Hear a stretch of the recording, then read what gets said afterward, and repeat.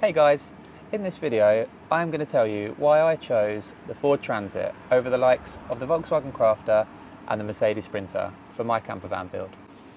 In particular, I'm going to be talking about vans on the used market in the UK at around £15,000.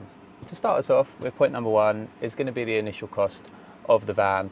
The Transits tend to be way more affordable initially, and also you can get a newer, lower mileage model for the money. So as we take a look at this particular example, you can see here with this Ford Transit, it's a 2021 model, 31,000 miles, manual. So yeah, straight away you can see you're getting quite a bit of van for your money. So looking at a Mercedes equivalent, similar sort of price, this one, 14,990, L3H3 again, but straight away you can see you can only get a 2015 model, so there's going to be more wear and tear on it. Mileage is higher at 59,000 miles, just generally a more dated looking van. Very similar story for the Volkswagen Crafter also, £15,990 for this particular model, but 2016 model, 47,000. So very similar in the way it looks with regards to age as well. So that is why I chose the Transit from the get-go, due to the fact you can buy a better, more modern version for the same price. So moving on now to point number two, which is service and maintenance costs for all three vehicles. So with the Transit, I find that parts are readily available. They're not very expensive compared to the other brands we've been talking about. And generally speaking, because of how basic they are as a van, most people and most garages are able to work on them with products that are off the shelf, or if not, they can order them in quite quickly the next day. The thing to note about the Mercedes Sprinter in particular is they're a very complicated engine and they're a very complicated vehicle to work on. So not only are the parts not readily available, I wouldn't be using anybody to fix my Sprinter that isn't a qualified Mercedes technician. And because of that, they're quite hard to find, which means that you can't get fixes as quick as you can with the likes of a Transit, because they're pretty much 10 to a dozen. The story for the Volkswagen Crafters is very similar to that of the Mercedes Sprinters.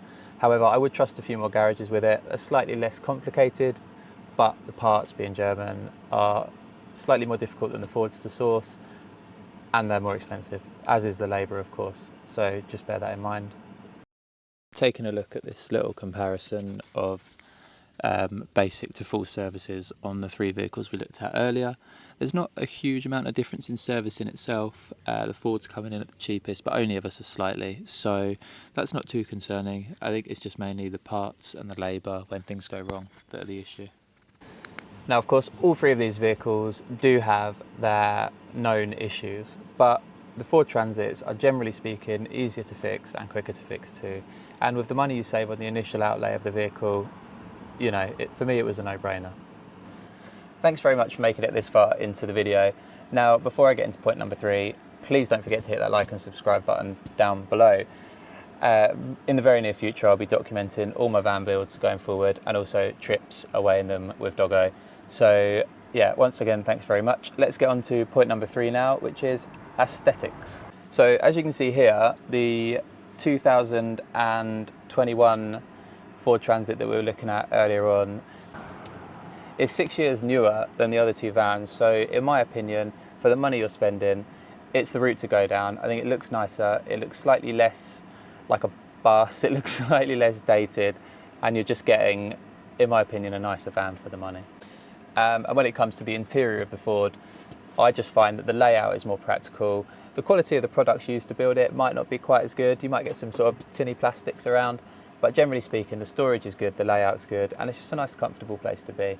If you look into the Volkswagen Crafter interior, which I'll show you here, it's just not very practical. There's not much storage. It looks very dated, albeit built well. The plastics might be slightly more expensive, but generally speaking, it just doesn't look as nice inside. And having been sat in a Crafter, a Transit, and a Sprinter for some considerable time, for me the Ford is the overall nicest place to be. Now, the Mercedes exterior is better looking than the Volkswagen, in my opinion. The interior still looks dated, although it is a very comfortable van to sit in. That's probably the only plus side of being in the front there. I can't see anything that's more advanced technology-wise or anything like that. I think it's just, yeah, I think the only thing I would note is that they're a very comfortable van to sit in, and it feels nice. You know, you're sat, albeit a van, you're still sat in a Mercedes. It feels like a nice place to be. So the point of the aesthetics for me, the reason I went for the Ford, is a happy middle ground. You know, it looks all right from outside, considering it's quite a big van. The interior is okay, it's acceptable, but its storage is good, the layout's nice. The Mercedes wins on comfort, but again, for me, the Ford it was the one to go for in this department.